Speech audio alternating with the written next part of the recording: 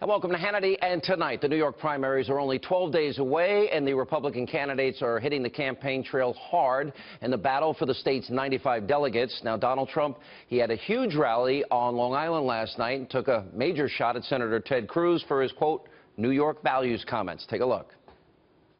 Do you remember during the debate when he started lecturing me on New York values like we're no good? I looked at him and started talking about our incredible police, our incredible firefighters, our incredible people, our unbelievable construction workers. Who could have done that? Who could have rebuilt that hole? There was never anything like it in this country. The worst attack in the history of the United States. The bravery that was shown was incredible. We all lived through it. We all know people that died. And I've got this guy standing over there looking at me, talking about New York values with scorn in his face, with hatred of New York. Now, despite the criticism from Trump Senator Ted Cruz, he's not shying away from attacking the GOP frontrunner. Let's take a look. Our friends in the media tell us that Donald Trump is unstoppable in New York State. Oddly enough, our friends in the media are very comfortable with the New York liberal who has supported Andrew Cuomo and Hillary Clinton and Chuck Schumer for decades. And they really want to see a general election between two New York liberals who agree on Washington being the center of the universe. All right, here with reaction, the author of The Right Problems, Fox News contributor Herman Cain, also with us, Fox News contributors Monica Crowley and Ebony Williams. All right, well, let's start with taking a look at the polls. Home court advantage, New York. Latest poll, we've got Monmouth University, Trump 52, Kasich 25, Cruz 17. If you look at the Quinnipiac poll in Pennsylvania, it's Trump 39, Cruz 30, Kasich 24. And California, it's Trump 39, Cruz 32, Kasich 18.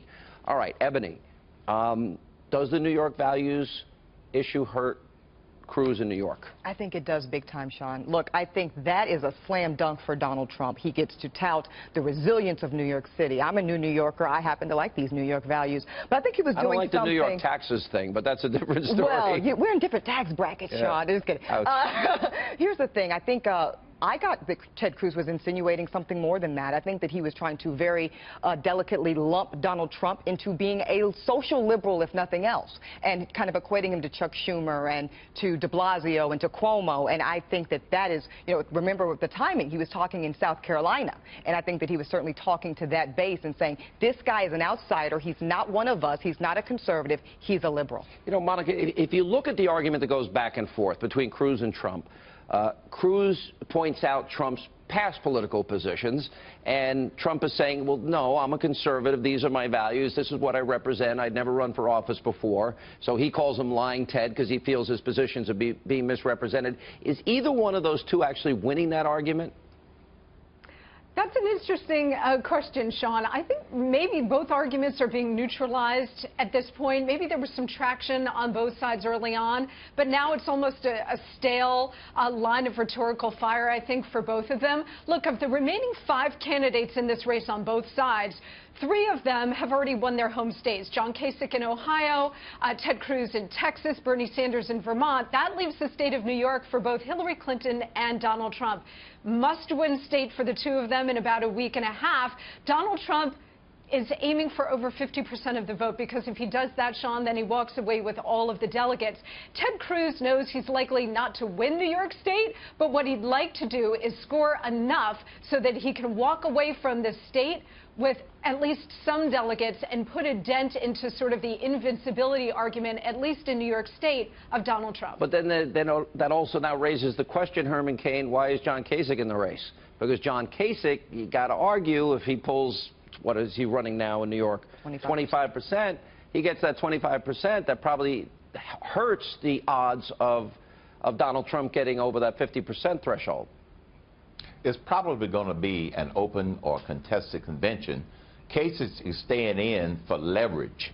And with respect to Donald Trump and the label that Cruz is trying to put on him, the people that are supporting Donald Trump don't care about labels. What Cruz is trying to do is to say that Donald Trump is a liberal because of people he supported in the past. As Monica said, that is neutralized. People don't care about that. They care about three things, Sean, that I continue to see and hear every day. Well, no, not that sorry, one. I couldn't resist. Hey, at least I got your name right tonight, Sean, my friend. Yeah, that's true. They care about a fighter, a winner, and a leader. That's hilarious. But that's what people are looking at. They are not focusing on labels. Yeah. And Cruz tries to pin Trump with a label, and it simply is not going to work with the people that are supporting him. All right, now, not only is Trump, we'll get to this in the next segment because we sent David Webb to the Long Island rally of Donald Trump, but in the Bronx, Ted Cruz did an event. It wasn't really well attended, about 100 people, but he had protesters there. This is what went down. You're not allowed in the Bronx. God bless you. Get out of the Bronx. This is an immigrant community. We deal with climate change every single day. And he wants to say that it doesn't exist. We're one of the poorest congressional districts in the country. And to receive this right-wing bigot is an insult to the whole community. This is an immigrant community, Ted Cruz. It's an immigrant community. It's an immigrant community. If you're an anti-immigrant, you're not welcome here. We're at the forefront of climate change, Ted Cruz. We're at the forefront of climate change here. People are dying. People are dying, Ted Cruz. People are dying from climate change. Well, welcome to New York. I guess there's the welcome wagon if you haven't been here in a while. Well, look, Sean, I mean, I don't really actually know why Senator Ted Cruz went to the Bronx. Certainly probably not going to be a very super conservative opportunity for him. But there are some redder districts. And as you pointed out in the intro, because New York allocates these delegates according to congressional districts, Ted Cruz does have an opportunity. He's not going to win New York. He's running in third place. But he can chip away, to Monica's point earlier. And to any extent he can deny some delegates to Donald Trump, that's a win for him. And I think it's actually good for Ted Cruz that Kasich is still in this thing. He's kind of upset about it, and I think he seems annoyed by it, but he shouldn't be, because to the extent Kasich also takes Trump votes, which he does, I say, that's still good for any open, contested opportunity. And I know, for example, in Wisconsin, Monica, that the, quote, establishment got behind Ted Cruz. Isn't it really out of convenience, not a love for Cruz? In other words, that the establishment's plan is to stop Trump first, but they really want to stop Cruz too. And at the end of the day, when it's time, if he gets too close to the nomination, they'll be doing the same thing to him. Yeah, I mean, it's sort of a question of feeding the alligator, hoping the alligator eats you last kind of thing. But look, the establishment does not like Ted Cruz.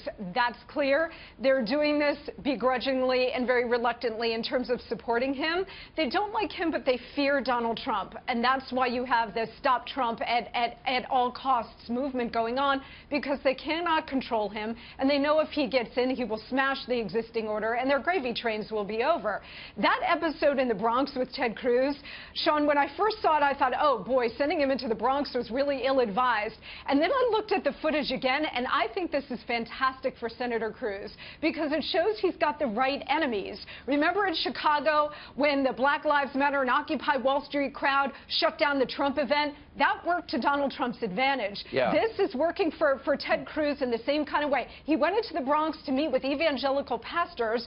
These protesters showed up, and actually this works for Cruz because it shows that he is aggravating the exact right people. All right, Herman Cain, we're going to get into this whole Rule 40 battle and debate, which should be changed by the Rules Committee before the convention. But a lot of people are nervous because prominent people that we'll get into, John Boehner, for example, has talked about Scott Walker, Paul Ryan, and Scott Walker's talked about Paul Ryan, and then you've got John Kasich's whole strategy, and Karl Rove has weighed in. A lot of us, quote, establishment people are very clear that they don't want either one of these guys, Trump or Cruz. If the establishment tries behind the scenes to disenfranchise the voters who went to these contests and went to caucuses and pulled the lever for these candidates, what is the outcome of that going to be? The end of the Republican Party, period. That's what that would mean. And this is the message that I've been trying to get across to these so-called establishment people. Monica has been so sweet and politically correct. I'm going to boil it down to this. They hate Donald Trump They just dislike Ted Cruz. That's what it boils down to. And their hate for Donald Trump is so strong, they are willing to destroy the Republican Party. If one of the two has a lead in delegates, states won, and votes, and they bypass that person, but they didn't get to 1237, how angry do you think the supporters of that candidate will be? Extremely angry.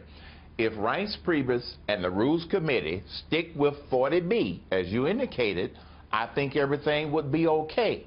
But if the Rules Committee meets and decides to suspend 40B, then it is the end of the Republican Party, because what it will be saying to the voters is that your vote does not count. They're saying drop dead.